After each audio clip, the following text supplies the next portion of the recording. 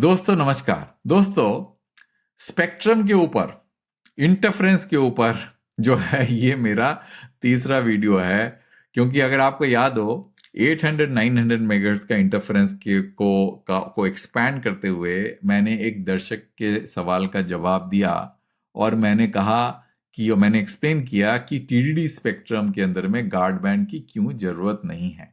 वो आप ये देख सकते हैं कि टीडीडी स्पेक्ट्रम में रिलायंस का जो असाइनमेंट है और भारती का असाइनमेंट एडजेसेंट है, और उसका रीजन मैंने इस वीडियो में समझाया था। जो कल का वीडियो था आप उसको देख लीजिएगा। अब इसको मैं रिपीट करूंगा तो बहुत टाइम खर्चा हो जाएगा। आज मैं आपको बताऊंगा कि मैं वीडियो क्यों बना रहा हूं, क्योंकि मेरे एक दर्शक ने एक बड़ा इंटरेस्टिंग सा सवाल पूछा जो कि बहुत टेक्निकल लग सकता है। टेक्निकल क्यों लगेगा? क्योंकि जब इस क्वेश्चन को समझने की कोशिश करेंगे तो एक लेमैन को नहीं समझ में आएगा। वो मैं समझाता हूं कि वो क्या कहना चाहते बिना पढ़े हुए इस क्वेश्चन को, क्योंकि पढ़ूंगा तो टाइम कंज्यूम होगा। आप इसको पॉज करके देख लीजिए। मान लीजिए कि एक बीटीएस यहाँ पे है, ये बेस स्टेशन का एक आइकन बना रखा है मैंने, और एक मोबाइल है, ठीक है ना। आप बेस स्टेशन मोबाइल की तरह ट्रांसमिट कर रहा है, करता ही ऐसा ही है। अब क्योंकि टीडीडी में एक ही लेन होता है, दो अलग अलग लेन नहीं होते जैसे एफडीबी में होता है। एफडीबी में क्या होता है, डबल लेन हाईवे की तरह काम करता है विद अ डिवाइडर।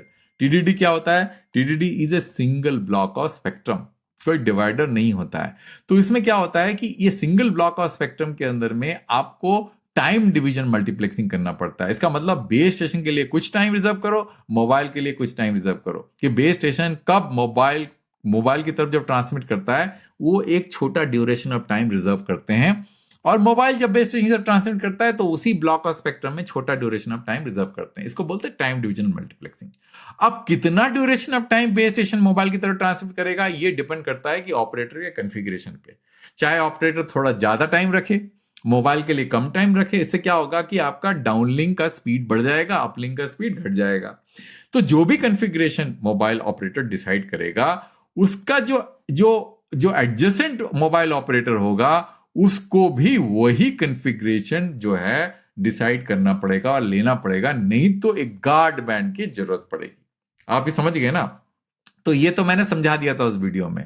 अब ये जो मेरे दर्शक हैं इन्होंने एक और क्वेश्चन को जन्म दे दिया है, उसके लिए मैंने ये वीडियो बना रहा हूं। वो ये कह रहे हैं कि चलिए मान लेते हैं कि आप बेस स्टेशन को सिंक्रोनाइज करेंगे। जैसे मान लीजिए ये भारती का बेस स्टेशन है, रिलायंस का बेस स्टेशन यहाँ पे है, तो सारा नेटवर्क क्योंकि एडजेसेंट है, एक के बाजू बाजू है, तो यहां से लेकर इंटरफेरेंस यहां भी जा सकता है। तो मान लेते हैं कि सब कुछ सिंक्रोनाइज हो गया, रिलायंस भी सिंक्रोनाइज हो गया, भारती भी सिंक्रोनाइज हो गया, सब कुछ सिंक्रोनाइज हो गया। अब देखिए प्रॉब्लम क्या आ रही है। प्रॉब्लम ये आ रही है कि दोनों के बीच में डिस्टेंस है। तो ये जो डिस्टेंस है इसके कारण जो है जो आरएफ वेव्स है उसको पहुंचने में टाइम लग सकता है। तो मान लीजिए आपने इमीडिएटली जो है ट्रांस को रिसीव बना दिया, रिसीव को ट्रांस बना दिया, पर भारती के बेस स्टेशन से नॉइज जो है यहां पे घुसता चला जाएगा, क्योंकि वो नॉइज जब निकला था वो तो चल पड़ा था। अब जैसे ही ये ट्रांसमिट से रिसीव हो गया तो ये जो सिग्नल है जो हवा में है ये तो आपके रिलायंस के बेस स्टेशन में घुस जाएगा। तो इसको कैसे मैनेज करेंगे? तो इससे कोई इनएफिशिएंसी नहीं आती है क्या? दोस्तों यही पर्पस है मेरा इस वीडियो को बनाने का। आपको समझ में आ गया प्रॉब्लम स्टेटमेंट? सिंक्रोनाइज हो गया, जीपीएस से कर दिया, बट आरएफ वेव हवा में रह गए।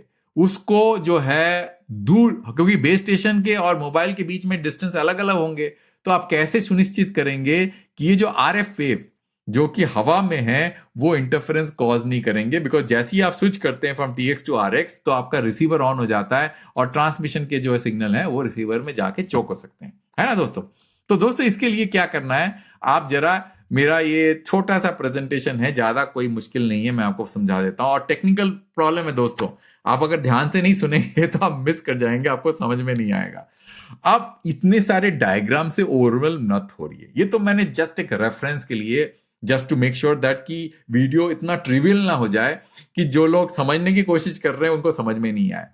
ओएफडीएम में सब कैरियर का जो कॉन्सेप्ट है सबको पता है कि नहीं? सबको मालूम है क्या कैसे कॉन्सेप्ट है कि आपका फ्रीक्वेंसी इधर ये बैंडविड्थ है, छोटे छोटे टुकड़ों में आप बैंडविड्थ को बांट दीजिए, और उन टुकड़ों में 15 किलोहर्ट्ज के टुकड़ों में एलटी के अंदर में आप एक टीडीडी करिए, टाइम डिवीजन डुप्लेक्स। मतलब आप छोटे छोटे टुकड़ों में इंफॉर्मेशन भेजिए जिसको बोलते हैं सिंबल, ठीक है ना।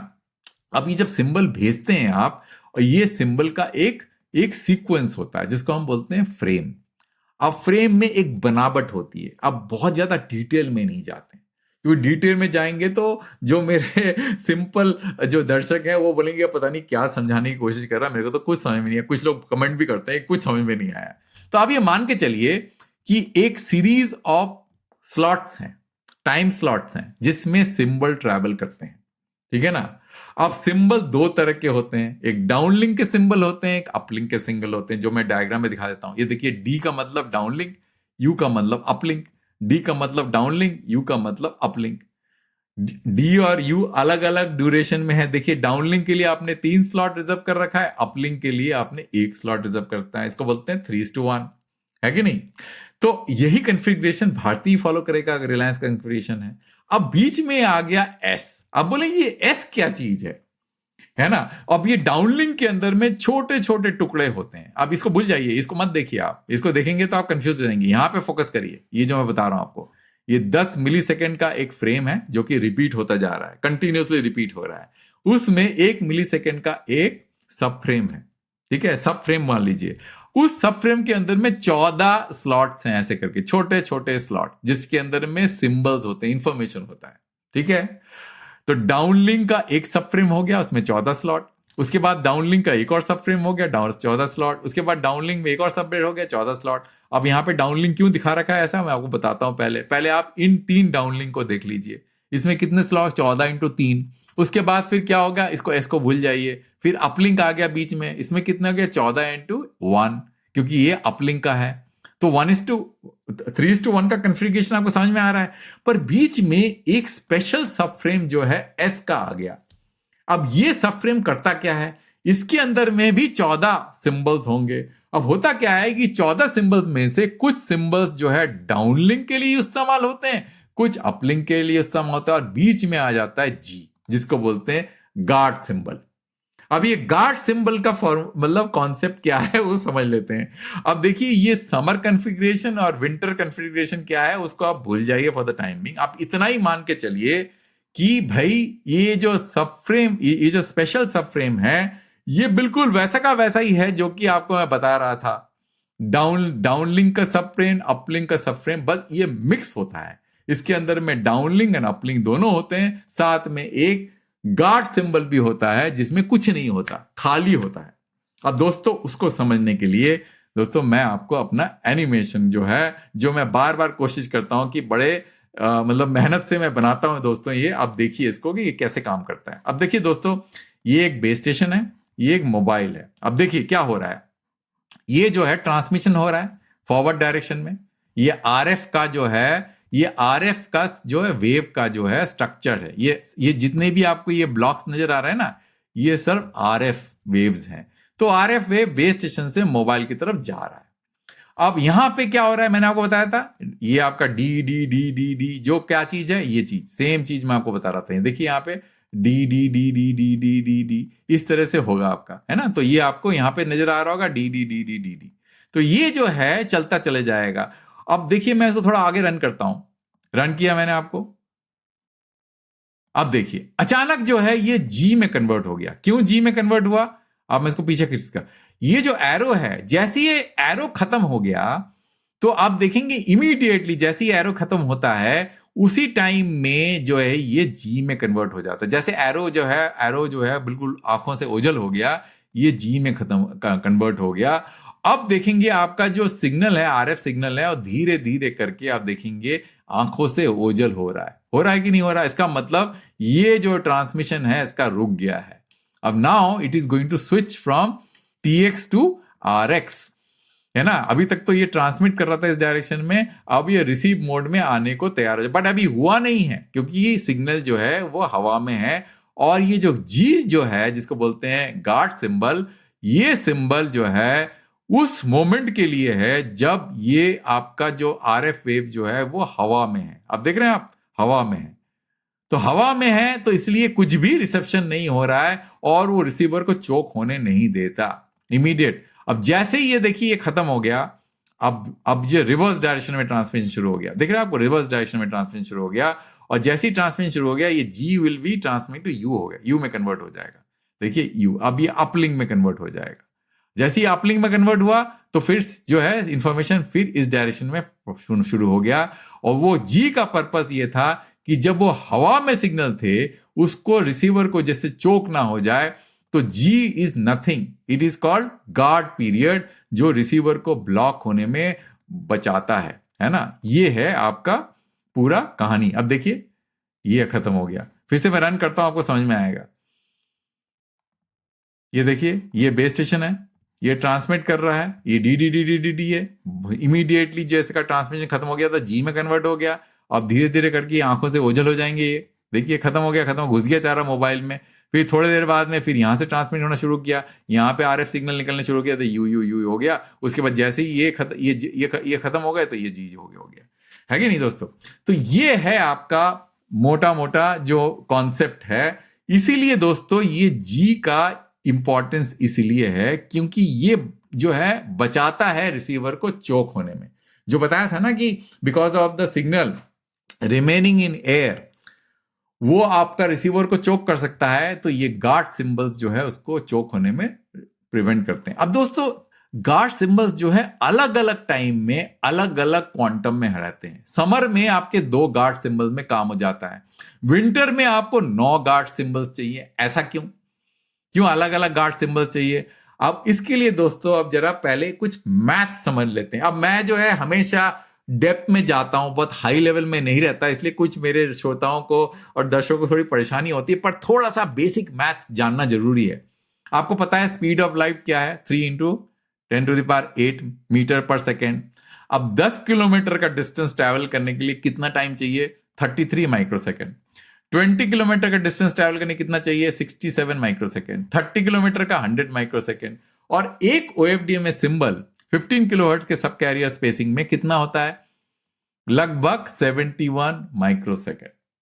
एक सिंबल इतना होता है। इसका मतलब यह हुआ कि एक गार्ड सिंबल अगर लगा दें तो आराम से आप 10 किलोमीटर का जो है प्रॉब्लम सॉल्व कर सकते हैं, है कि नहीं? एक गार्ड सिंबल चाहिए आपको 71 माइक्रो सेकेंड का, बस इतना ही चाहिए आपको।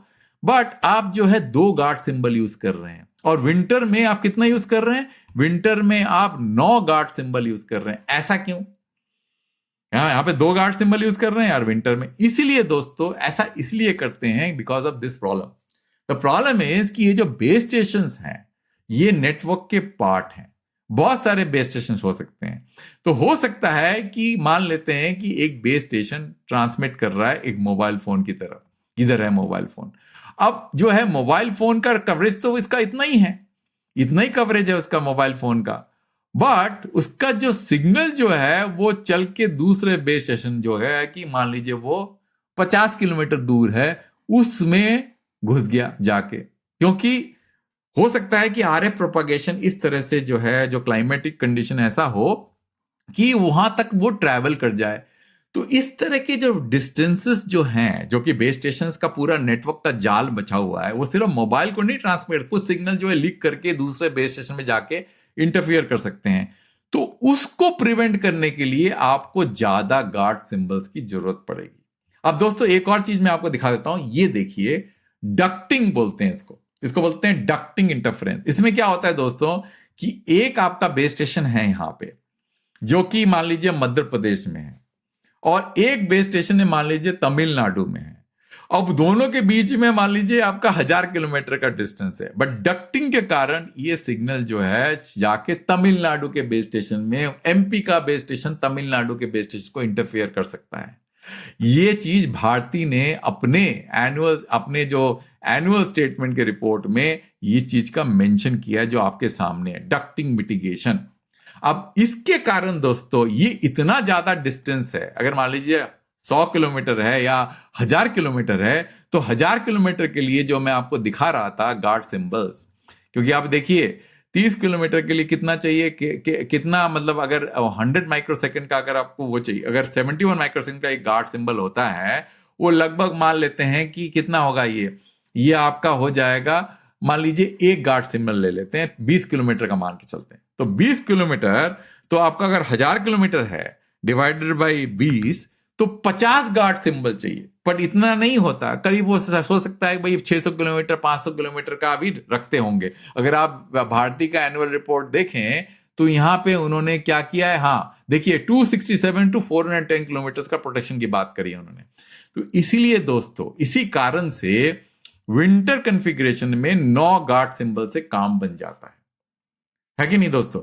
यही कॉन्सेप्ट है जो मेरे दर्शक हैं जिन्होंने ये क्वेश्चन पूछा था, तो मैंने सोचा कि क्यों ना इस क्वेश्चन का जवाब दिया जाए कि हाँ ये डिस्टेंस के कारण ही, time gap between transmission reception कारण प्रॉब्लम हो सकता है, और इस प्रॉब्लम को सॉल्व करने का तरीका गार्ड सिंबल है, इसीलिए गार्ड सिंबल रखा जाता है। और गार्ड सिंबल से दोस्तों प्रॉब्लम क्या होती है, नेटवर्क की एफिशिएंसी कम हो जाती है, जो मेरे इस आर्टिकल में आपको समझ में आएगा, जो मैंने कैलकुलेट करके बताया था, why low frequency bands are configured FDD mode.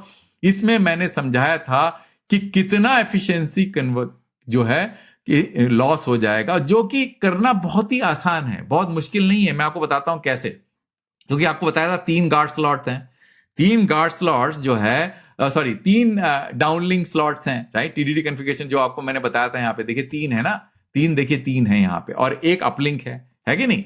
और तीनों के बाद में अगर आप ये सब कैरियर स्पेसिंग लेंगे और मान के विंटर कॉन्फ़िगरेशन चलेंगे, तो यहां 14 हो गया, यहां 14 हो गया, यहां 14 हो गया, यहां पे 3 हो गया, उसके बाद फिर 9, है ना। तो यही कैलकुलेशन होगा ना, तो वही मैंने किया। देखिए यहां पे क्या किया मैंने कैलकुलेशन, 14 इंटू 3 प्लस 3, टोटल कितना हो गया 45, और 9 एक्स्ट्रा गार्ड सिंबल्स, तो 9 और ऐड कर दिया, 9 को डिवाइड कर दिया, 9 प्लस 45 डाउनलिंक में 17% लॉस ऑफ एफिशिएंसी। तो आप ये आर्टिकल पढ़ सकते हैं, आपको समझ में आ जाएगा। इसीलिए दोस्तों टीडीडी को हमेशा हाई फ्रीक्वेंसी में यूज करते हैं, लो फ्रीक्वेंसी में नहीं यूज करते, क्योंकि हाई फ्रीक्वेंसी में क्या होगा कि ये जो प्रॉब्लम है, ये जो डिस्टेंस वाला जो प्रॉब्लम मैं आपको बता रहा था यहां पे, ये जो आपका जो है यहां से लेकर ये जो डिस्टेंस की जो प्रॉब्लम है, यहां से ट्रैवल करने का सिग्नल दूर तक, जो आपको मैंने इस डायग्राम में भी बताया कि दूर तक सिग्नल जो है चला जाता है, ये प्रॉब्लम मिटिगेट हो जाती है हाई फ्रीक्वेंसी बैंड में, क्योंकि प्रोपागेशन इतना अच्छा नहीं होता। लो में करेंगे तो ये तो बहुत दूर तक चला जाएगा, आपका 1000 किलोमीटर 1500 किलोमीटर डक्टिंग के कारण जा सकता है। इसमें पूरा नेटवर्क का सत्यानाश हो जाएगा, पूरा स्पेक्ट्रम का सत्यानाश हो जाएगा। तो अंत तक सुनने के लिए बहुत धन्यवाद दोस्तों, शायद आपको समझ में आया होगा। कॉम्प्लेक्स टॉपिक था, मुझे पता है कि कुछ दर्शक मेरे को बोलेंगे कुछ समझ में नहीं आया, मैं क्या कर सकता हूं, इससे ज्यादा तो मैं इसको इतना सिंपल तरीके से समझा नहीं सकता।